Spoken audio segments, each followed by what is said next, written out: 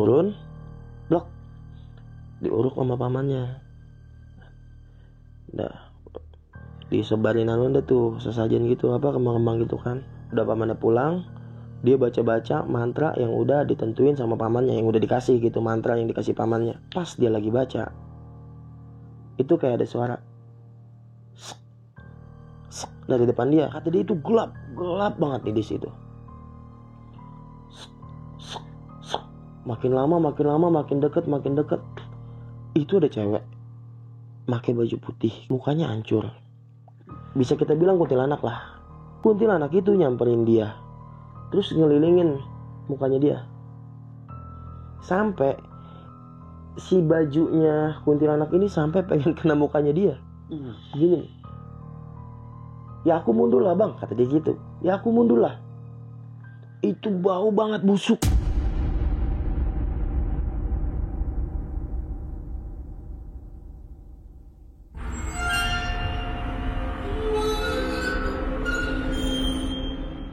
Assalamualaikum warahmatullahi wabarakatuh. Balik lagi bareng gue Ibnu Fitro Siddiq yang pastinya akan menemani kalian mendengarkan cerita-cerita horor dari narasumber yang gue undang. Tapi sebelum itu gue mau berterima kasih nih buat teman-teman semua yang sudah mendukung Timur Misteri sampai sejauh ini, yang sudah subscribe, like, dan nge-share video-video Timur Misteri. Semoga kita semua selalu diberikan kesehatan, diberikan kemudahan rezeki, serta diberikan kemudahan dalam segala urusan-urusan kita. Nah, Timur Misteri juga ada nih channel satu lagi, yaitu Dongeng Misteri. Di Dongeng Misteri gue khusus nih ngebawain cerita-cerita dari narasumber yang mau mengirimkan ceritanya, nggak siap buat jadi narasumber di sini. Jadi gue ceritain di Dongeng Misteri. Nah, kalian pastinya mampir ke channel Timur Misteri mau ngedengerin cerita horor dari narasumber yang sudah gue undang. Nah, di kesempatan kali ini narasumber gue akan menceritakan tentang pengalaman ritual tapak pendem. Nah, ritual tapak pendem ini ritual dikubur hidup-hidup nih selama 3 hari. Nah, dipendemnya juga di area horor nih, di makam keramat, di hutan, bayangin aja. Dipendam 3 hari di hutan hidup-hidup. Pokoknya gokil banget dah ini cerita. Biar nggak penasaran, langsung aja nih kita sapa dan kita dengar ceritanya. Nah, siapa kan narasumbernya? Di samping gua sudah ada Bang Rizky. Bang Rizky, apa kabar Bang Rizky? Alhamdulillah baik. Oke, alhamdulillah, syukur dah. Kalau udah baik-baik aja ya. Iya. Nah, teman-teman semua, narasumber gue ini konten kreator juga nih. Konten kreator ini lebih ke kayak radio-radio horor lagi ya channel lu ya? Oke, narasi gitu. Iya, narasi cerita-cerita horor kan. Nggak pakai visual tapi lebih ke kayak radio horor gitu. Channelnya apa sih? Menembus hijab. Iya. Bantu juga nih channelnya Bang Rizky, Menembus Hijab. Nanti buat mempermudah kalian semua, linknya ada di kolom deskripsi. Oke Bang Rizky, kita langsung aja nih to the point ya. Iya. Lu tadi sempat ngobrol kalau ini tentang ritual ilmu hitam ya buat kejahatan ya. Kisi-kisinya kayak gimana Ki? Ya jadi ada seorang anak nih.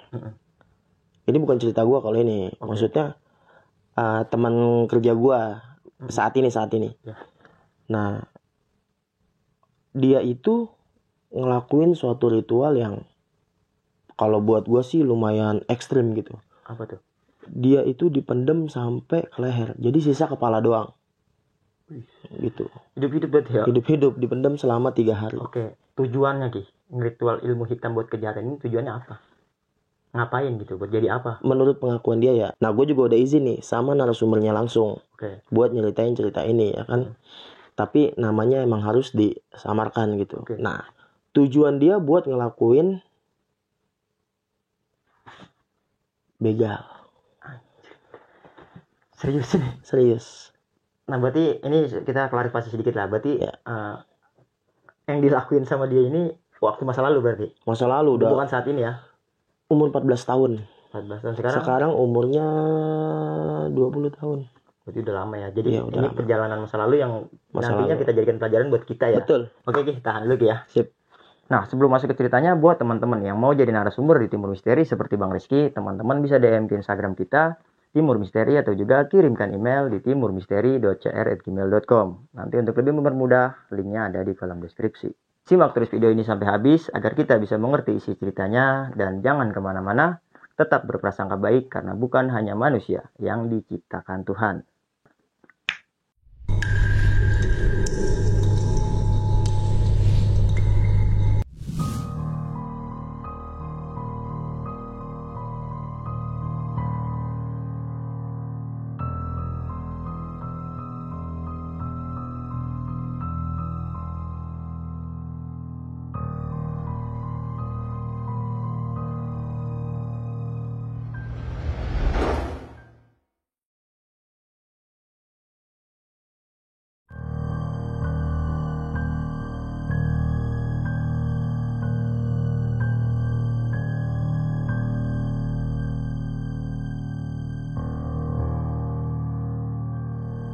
waktu gua lagi di dapur nih berdua sama temen gua, ya kan.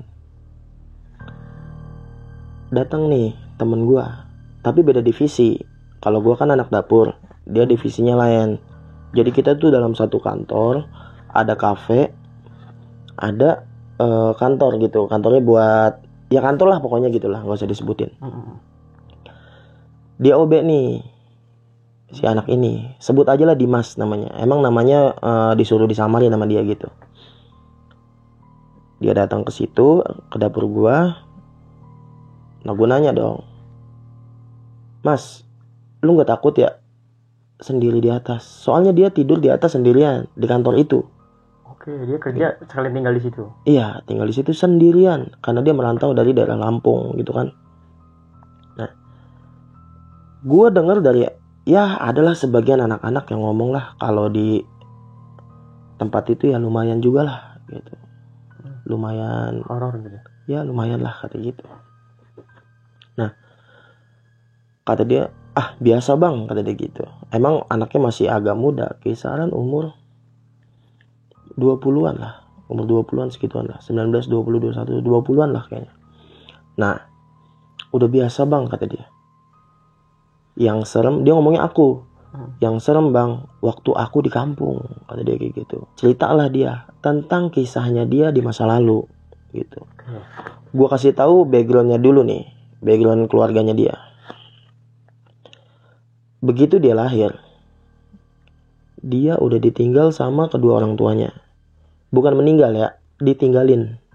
Ditinggal pergi kabur gitu, sama kedua orang tuanya. Sampai dia diurus sama kakek neneknya, ya kan. Tumbuh ini anak sampai 14 tahun. Dia harus nyari duit sendiri dong. Mandiri lah. Mandiri. Tuh. Sampai pernah dia berpikir kayak gini. Apa gua ngebegal aja ya? Kata dia kayak gitu. Karena emang di wilayahnya dia, sebut aja daerah Lampung ya. Dia nggak sebutin nama kotanya, pokoknya daerah Lampung. Emang di dekat daerah-daerah dia itu banyak apa ya bisa dibilang ya, tongkrongan. Jadi tongkrongan itu semuanya ngebegal di situ. Iya. Akhirnya dia punya keinginan, kayaknya ini nih cara ngedapetin duit yang cepat, kata dia begitu. Akhirnya dia ngomong lah ke pamannya, umur 14 tahun nih. Dia ngomong ke pamannya, paman, bahasa orang Lampung gitu pamannya, saya pengen ngebegal. Kebetulan pamannya sableng, bukan orang yang, kalau ada orang yang pengen jahat diajarin supaya ini anak jangan ngikutin jejak-jejak orang yang jahat. Enggak, ini malah boleh, tapi lo harus punya pegangan. Nah si Dimas ini tahu kalau si pamannya ini punya pegangan. Oke, kalau emang kamu mau, kata pamannya nih, kalau emang kamu mau, besok malam kamu ikut paman. Nanti paman sama teman paman anterin kamu buat ritualnya, katanya gitu. Sediain aja bunga apa gitu kata dia, saya lupa. Bunga melati atau apa gitu, pokoknya bunga-bungaan lah kayak gitu buat sesajian gitu kan. Oke. Itu sekitar malam apa ya, kalau waktu itu dia ceritain malam Kamis kalau nggak salah. Malam Kamis dia mulai start tuh 3 hari, malam Kamis, malam Jumat, malam Sabtu, benar malam Kamis. Malam Kamis dia jalan sekitar jam 8 sore, jam 8 malam. Dia jalan, Dimas, pamannya sama teman pamannya jalan kaki itu lewat hutan. Nah pemandangan hutannya tuh gini, samping pohon karet, samping lagi pohon sawit. Dia jalan tuh sekitar setengah jam dia jalan. Dia jalan terus malam-malam bertiga-tiga sampai di tempat tujuannya. Nah, lokasi tempat tujuannya begini. Itu pemakaman keramat. Di situ. Pemakaman di tengah-tengahnya, sampingnya pohon sawit, sampingnya lagi pohon karet. Gitu. Akhirnya nih anak disuruh gali tanah sama pamannya. Gali tanah, udah sampai selehernya berhenti. Nah Kata si Dimas ini, emang bang, ngomong ke gue nih, emang bang, syaratnya harus pakai keringet gue. Maksudnya ngerjain maculnya, iya.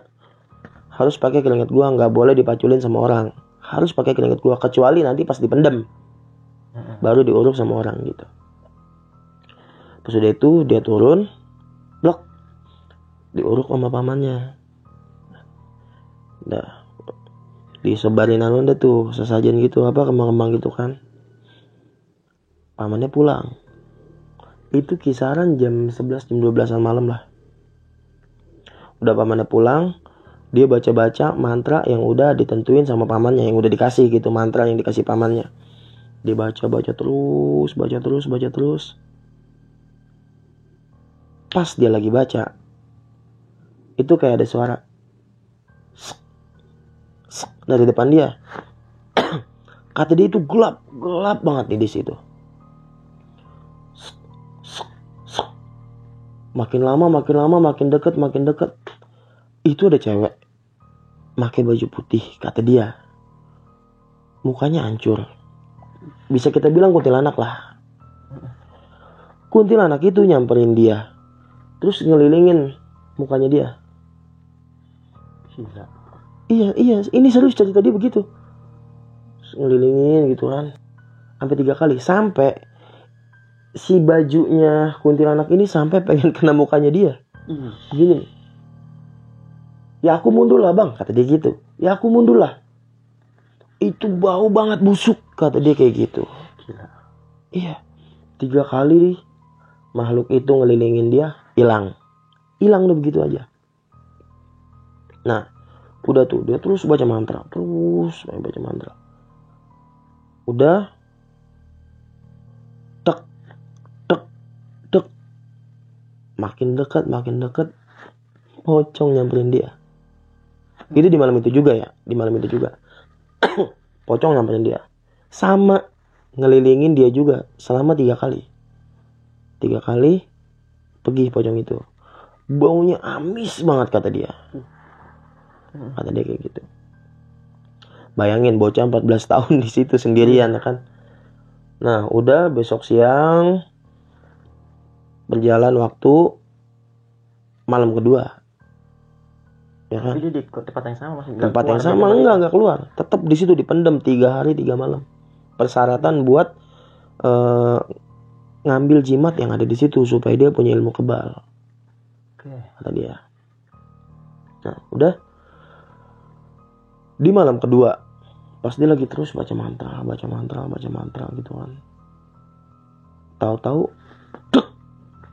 itu di belakang dia ada sosok gede tinggi hitam. Kakinya di sebelah kiri dia, kaki kirinya, kaki kanannya ada di sebelah kanannya dia, di belakang tapi dia nengok ke atas. Allah, katanya.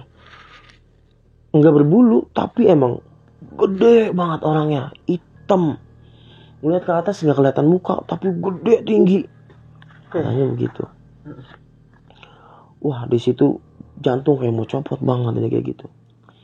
Aus, lapar, ngeliat yang begitu-gituan. Wah, pokoknya demi ilmu ini, kata dia, saya lakuin.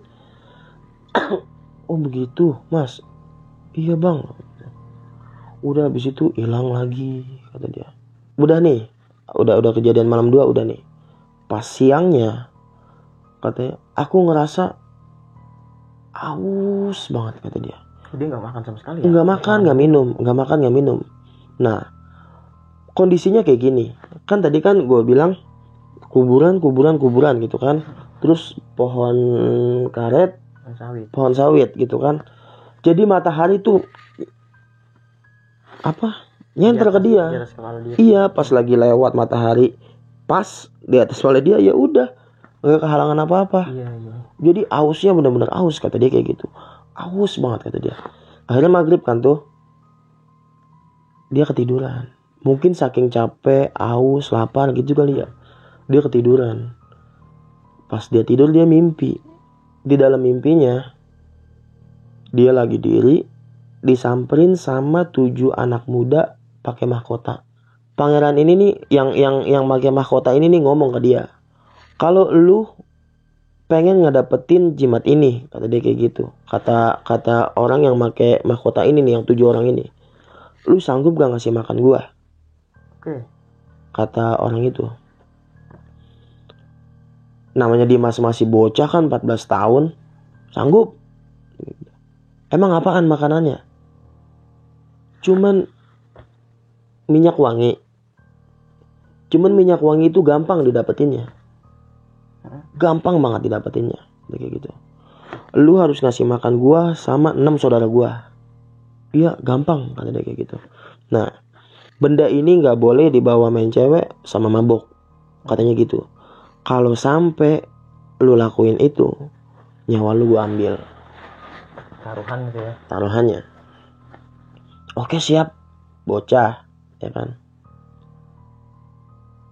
Akhirnya pas dia bangun, blok, dari mimpi itu kayak ada yang ngeganjel gitu, tapi dia nggak bisa ngelihat, begitu-gitu doang. Tangan kan begini, nggak bisa, jadi kayak ada yang ganjel gitu di akhirnya. Nggak lama kemudian pamannya datang karena emang waktunya udah selesai, udah cukup, ya kan. Datang, digali dah tuh lubangnya.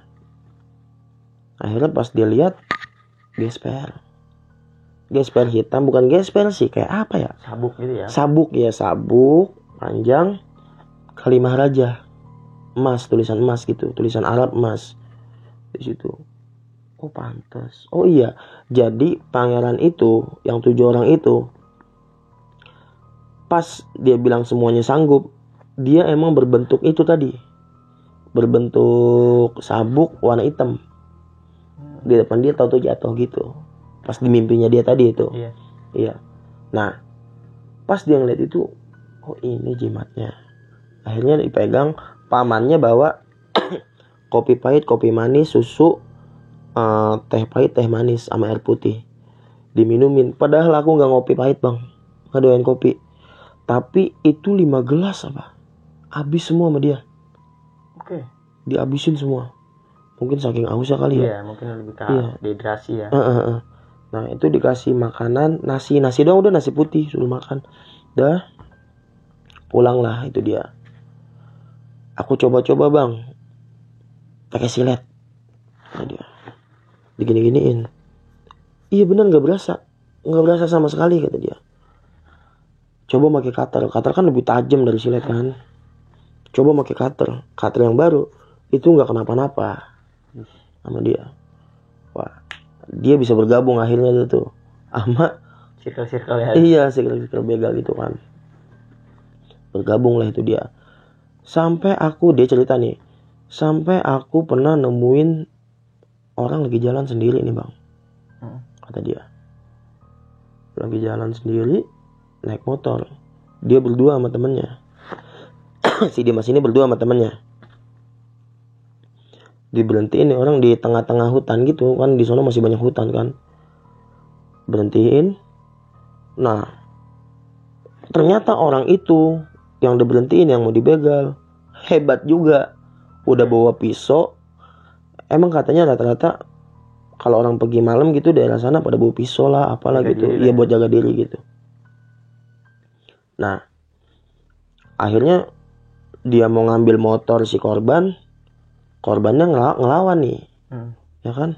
Nah, akhirnya terjadilah tuh perkelahian antara mereka bertiga, si Dimas sama temannya, sang pembegal, ya kan. Kemudian temennya ikut juga.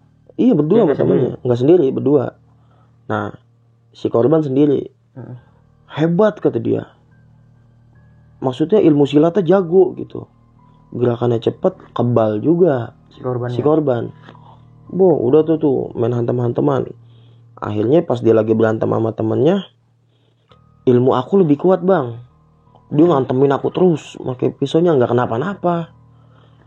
Aku hantem lah dari belakang, dia jatuh. Motornya aku bawa, kata dia begitu. Sekitar 1 bulan atau 1 tahun, sekitar 1 bulan dia make jimat ini nih. Saudaranya minjem, bakal tawuran kan, emang gitu. Bakal tawuran, ya dunia anak bocah lah kayak gitu. Bakal tawuran, pas dibalikin, besok malamnya sakit nih si Dimas. Oke. Meriang gitu kan. Malam pertama dia meriang. Di malam kedua dia itu lumpuh satu badan. Ya. Lumpuh satu badan. Seret, lumpuh begitu. Pas lagi lumpuh begitu, 7 pangeran itu nyamperin dia. Oke. Kan udah gue bilang, benda ini jangan lu bawa mabok. Ternyata sama saudaranya itu dibawa mabok. Oke. Sekarang nyawa lu gue ambil. Ih. Katanya gitu, kata pangeran itu. Akhirnya kakeknya si Dimas ini manggil pamannya, karena emang pamannya orang, ya begitulah, orang-orang bisa lah gitu. Paman yang ngajakin dia itu tuh Ritual itu ya? Iya, ritual itu. Akhirnya datang pamannya. Nah, pamannya juga ternyata dulu pernah ngelakuin hal yang sama yang dilakuin sama Dimas. Oke. Kan? Mantan juga berarti. Mantan juga. Dia dulu dikubur juga hidup-hidup selama 3 hari juga di situ. Si Dimas ngedapetin jimat 7 raja. 7 pangeran. Nah, si pamannya ini ngedapetin 7 raja. Katanya gitu nama jimatnya nih. Jimat pamannya 7 raja, jimat si Dimas ini 7 pangeran. Oke. Akhirnya datanglah si pamannya ke rumahnya si Dimas ya kan buat nyembuhin. Wah kayak orang berkelahi lah gitulah pokoknya. Akhirnya kalah lah 7 pangeran ini sama punyanya si pamannya. Akhirnya sembuh lah si Dimas ini. Sembuhnya dia dari situ dia merantau. Lama tuh ke Jakarta. Pulang lagi. Singkat cerita pulang lagi lah gitu. Sekitar 1 tahun dia pulang lagi. Pas dia pulang, dia tidur di kamar kamar dia. Dia tidur kan. Tahu-tahu dia udah gak sadar, udah gitu aja. Nah, pengakuan dari pamannya si Dimas ini nih. Dia habis diobatin ternyata. Kata pamannya dia ngamuk-ngamuk. Ngamuk-ngamuknya jadi gini. Tahu-tahu dia duduk ngomong, ngoceh sendiri gitu. Kemana ini anak? Katanya gitu. Setahun gue cariin ini anak, nggak ada di dataran sini. Maksudnya di daerah Lampung gitu, di dataran Lampung. Gue cariin ini anak, nggak ada baunya di sini. Kemana nih anak? 1 tahun gue nggak dikasih makan. Iya. Katanya gitu. Nuntut ya. Nuntut. Ternyata yang tadinya itu diusir, ternyata itu masih di situ. Masih nuntut dia harus dikasih makan. Gitu. Kata pamannya, anak ini pergi ngerantau, nyari kerja. Katanya, hak apa lu nanyain anak ini buat ngasih lu makan? Kata dia, dulu dia nyari gua, bukan gue yang nyari dia. Kata makhluk yang ada di dalam tubuhnya Dimas nih. Kok dia tahu-tahu ninggalin gua? Kata kayak gitu. Gua nggak mau tahu. Dia harus tetap ngasih gua makan. Tanggung jawab lah. Tanggung jawab. Kata pamannya, kalau anak ini nggak mau gimana? Ya dia harus mati. Katanya gitu. Ya udah, lu pergi kalau enggak lu yang mati. Kata pamannya gitu. Tantangin nih. Ditantangin. Akhirnya terjadilah tuh kayak pertempuran begitulah katanya gitu. Pertempuran, akhirnya kayak keluar asap gitu dari si jimat itu tuh. Jimat itu ternyata masih ada di bawah kasurnya si Dimas itu, disimpan sama Dimas, gak di kemana-mana, gak dibuang. Kayak keluar asap gitu dari bawah kasur. Pas dibuka kasur, ternyata keluar dari situ asapnya, sumbernya. Kan dilihat dari kasur ada asap gitu kan, ternyata ada itu. Terus akhirnya dibawa ke depan, dibakar sama pamannya.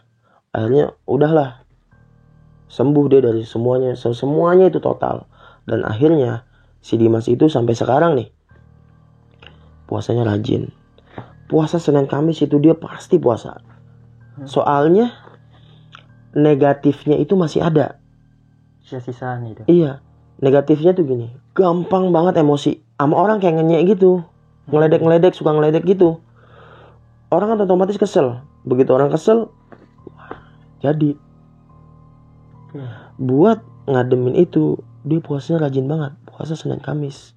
Buat ngademin semua yang pernah dia lakuin. Normalin lagi. Nah, itu bang yang aku alamin. Kata dia kayak gitu. Kalau yang di sini aja mah ya masih gampang lah, kata dia kayak gitu. Masih kecil lah. Emang gimana mas yang di sini? Pernah pertama kali aku ke sini, kata dia kayak gitu.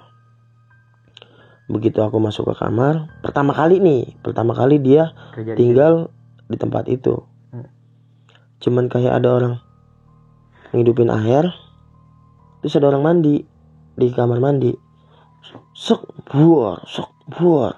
Itu di situ nggak ada orang lagi kecuali dia sendirian. Oke. Dibuka ada tuh kamar mandi sama dia. Woi, tai, ganggu aja lu. Tuh, anaknya emang begitu. Beneran anaknya begitu emang. Terus suka teriak-teriak kayak gitu anaknya. Woi, kalau emang lu berani tunjukin muka lu di sini. Nantang-nantang. Emang suka nantang-nantang anaknya. Sampai dia itu sempet bang, aku tuh pengen bikin channel kayak pemburu hantu gitu. Jadi video-videoin. Aku cari dari malam jam 12 sampai mau subuh sambil nyalain dupa. Itu Malah dia. nggak nemu biasanya nantang-nantang. Nggak nemu, nggak denger, cuman suara-suara gitu aja. Iya. Cuman sekelebatan udah begitu aja. Maksud dia tuh pengen di HP tuh kelihatan gitu. Maksudnya bikin channel YouTube gitu. Jadi konten lah ya. Jadi konten gitu, nggak bisa kata dia. Gitu. Kayak dengerin suara orang ketawa. Ya suara-suara gitu-gitu aja. Maksudnya ya kecil lah itu mah. Kata dia begitu. Ya udah ceritanya begitu.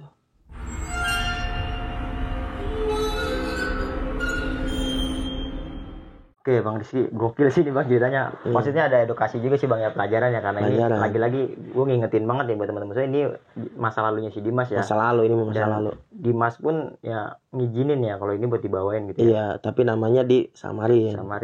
Ini gokilnya lagi Ki. Udah insaf, anaknya udah insaf nih. Enggak, udah maksudnya tobat. gokilnya lagi dianya bisa diundang kemarin nih kayaknya Ki. Pasti cerita-cerita tentang horor Dia nggak banyak. bisa. Anaknya dia nggak bisa diajak, nggak bisa diatur, susah. Emang begitu anaknya. Tapi suka-suka kesurupan. Enggak. Oh enggak. Di situ nggak pernah kesurupan.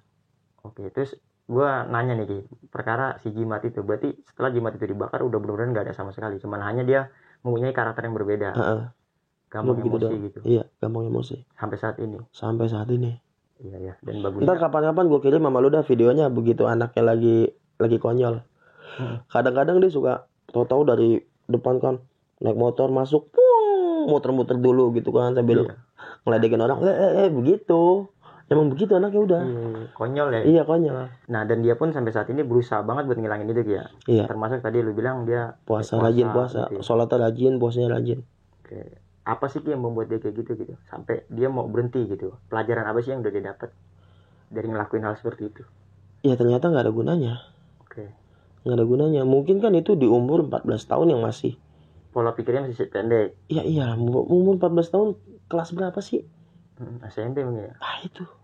Mungkin pola pikirnya masih kecil banget. Iya, masih kecil banget. Bisa nggak sih ini korban dari dia yang tekanan itu dari orang tua gitu? Itu.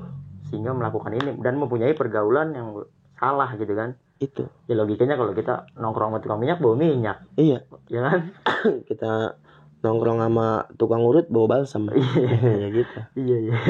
Ya yang jelas pergaulan berpengaruh ya kan ya, orang keluarga di rumah pengaruh. Apalagi ketika dia ketemu pamannya. Pamannya sableng. Malah ex juga kan gitu, malah mantan juga. Pamannya begitu. Iya. Pokoknya semuanya kan ngajarin gitu kan. Semuanya faktor lah ya. Dan hingga akhirnya ketika dia dewasa ini menjadi pelajaran berharga buat dia ya. Karena itu salah gitu. Itu salah, iya. Jadi dia tahu. Pelajaran juga nih buat teman-teman semua nih. Kita jadi bisa ambil hikmah lah dari cerita ini ya. Oke Ki, dari ritual nih. Ritual ini kan ditinggal dikubur 3 hari. Emang nggak ada manusia lewat atau apa gitu? Iya. Gue juga lupa jelasin nih tadi nih. Jadi emang makam itu emang makam keramat katanya. TPU gitu. Bukan. Jadi makam itu biasa juga dijadiin buat tempat orang pesugihan. Oke. Ternyata emang apa ya? Emang banyak makam sepi. Ya dan juga emang banyak yang menjalanin hal-hal seperti itu mungkin. Di situ. Iya, jadi banyak gitu ya. Banyak. Dijadikan tempat lah. Iya, banyak. Dan nggak ada orang-orang lewat gitu. Nggak ada. Dan sekalipun tahu mungkin ya Mungkin dia nggak kelihatan sama orang. Entah nggak kelihatan, entah diwajarin gitu kan, karena Iya, udah banyak kan iya, gitu. iya. Karena seringnya kan gitu, jadi warga udah biasa lagi. Tapi kebetulan nggak ada sih, nggak ada yang lewat kata Emang dia. sepi aja gitu. Sepi aja udah. Oke. Nah, ini yang mungkin lu bisa jawab ya. Yang lu nggak tahu, mendingan lu nggak tahu. Iya. Si pamannya nih, berarti kan sejauh itu pamannya masih ada kan? Masih ada sampai sekarang, masih ada. Enggak, maksudnya sosok yang ngedampingin tujuh raja ini. 7 raja ya. Kalau pamannya kan 7 raja, sedangkan si Dimas ini kan 7 pangeran. Berarti sampai saat itu ketika Dimas terbebas, pamannya masih ada itu pengikutnya ya? Oh, kurang tahu dah kalau itu dah. Nggak tahu. Gue nggak nanya sampai sedetail itu sih, nggak nanya. Oke. Nah, kan dia ngejalanin ilmu tuh. Selama dia ngejalanin ilmu sampai dia sadar kalau ini salah gitu, udah berapa kali sih dia ngelakuin ini kayak gitu? Sekali. Oh, itunya aja itu? Iya, soalnya habis itu kan dia dipinjam sama saudaranya. Hikmahnya berarti gara-gara dipinjam ya? Iya, dipinjam sama saudaranya, terus dia ya udah sakit. Gitu. Emang saudaranya yang bikin. Iya, maksudnya dia sadar bagus gitu ya. ya. Jadi ada wasilah yang bikin dia sadar ya. Iya. Oke. Nah, berarti kalau kita simpulin gitu Ki, semua ini sampai dia pun dituntut sama ini makhluk, ada perjanjian gaib mungkin ya? Ya itu tadi. Syarat-syarat kan, maksudnya perjanjian. Perjanjian. Kalau emang lu nggak bisa ngasih gue makan, terus ini benda, ini jimat, lu bawa mabok, ini jimat, lu bawa zina, katanya kayak gitu, main cewek lah kayak gitu. Ya nyawa lu bakal gue ambil. Itu perjanjiannya. Ini kan, ini gue nyimpulin ya. Ini kesimpulan gue doang nih, gue pribadi. Ini kan syarat tua ini kan baik. Bagus gitu buat seseorang manusia kan. Satunya zina, satunya nggak boleh mabok gitu kan. Apa si jin ini, kita bilang ya, apa si jin ini nggak tahu nih kalau ini digunakan buat ngebegal gitu. Kan dia lebih ke buat jaga diri kan. Iya, buat jaga diri. Iya, maksudnya kebegal mah kemauan si manusianya kan. Ritualnya ini mah kan lebih ke nggak nggak mempani bacok kan. Maksudnya karena soalnya bertentangan gitu. Kalau sebabnya ilmu itu hitam, berarti kan syarat-syarat dari jin ini kan yang menentang dong. Oh, gitu, ngerti gak maksudnya? Gini. Kenapa syaratnya bagus gitu? Nggak boleh main cewek, kayak gitu kan bagus atau bagus? Gini. Ketika lu ngelakuin kebaikan, tapi bukan karena Allah nih, karena jin.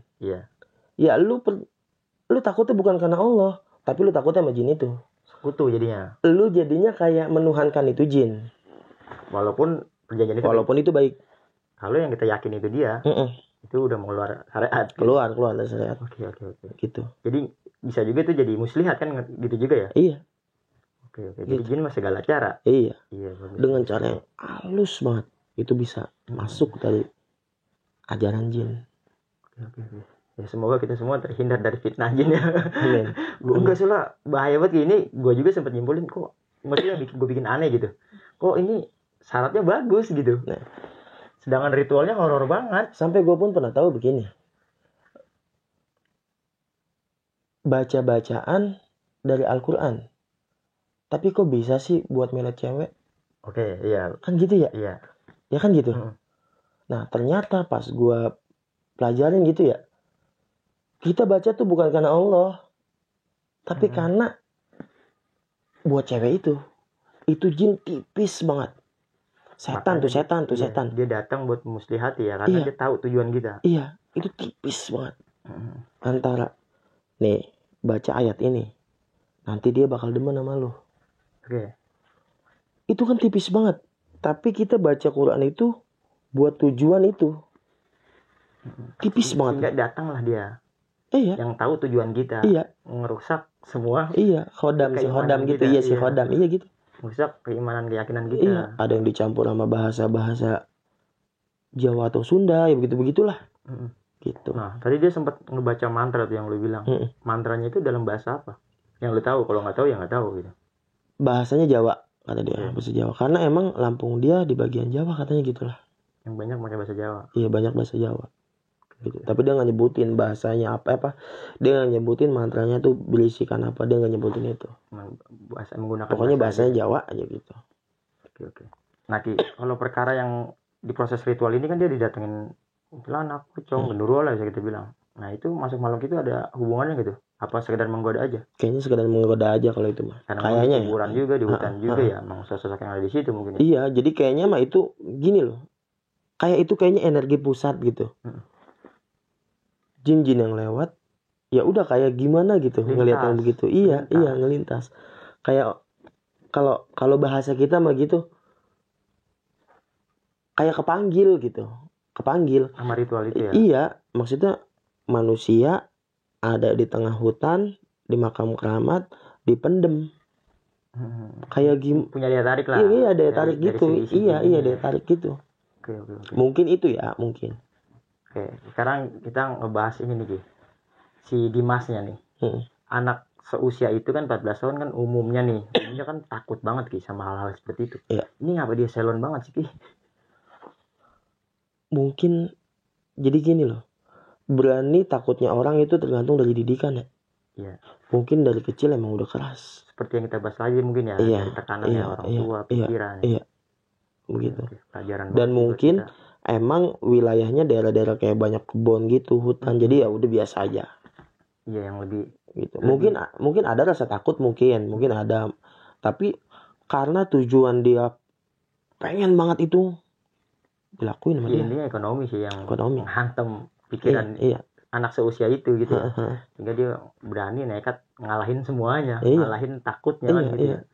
Oke, pelajaran sih, jadi pelajaran buat kita nih kita bergaul gitu ya, menyikapi hidup gitu ya, seperti itu ya.